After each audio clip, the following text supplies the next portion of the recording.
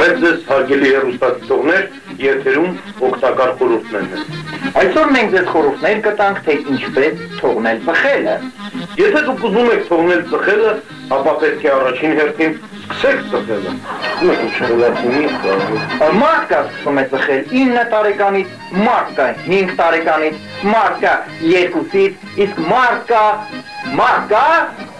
Դա այդքան էլ կարևոր չէ, եթե ուզում եք թողնել ծխելը և արդեն լրացել է ձեր 126 տարեկանը, ապա մտածեք արժե արդյոք ինչ-որ 1.5 տարվա համար ընկնել պրոբլեմների մեջ, երևի թե չարժե։ Եթե դուք ուզում եք արագորեն թողնել ծխելը, ապա վերցրեք սիգարետի տուփը, ճմրթեք այն և նետեք մոտակա արկղը։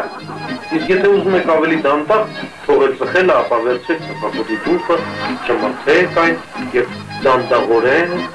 նետեք մոտակա արկղը։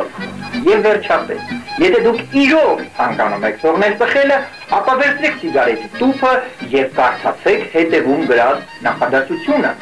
Այստեղ ռուսերեն տառերով գրած է «Курение опасно для вашего здоровья»։ Բայց ասացեք խնդրեմ, ինչու ռուսերեն։ Ուր է մեր հայկական մեսրոպյան տառերը։ Որտեղ է մեր դարավոր մշակույթը։ Որտեղ է Նախապետ Քուչակը։ Որտեղ է Արտաշես Ավետյանի Դոբերման Պինչերը, որը մայիսի 31-ին դուրս է եկել տանիք և այլևս չի վերադարձել։ Ես պարզապես բառեր չեմ գտնում ասելու։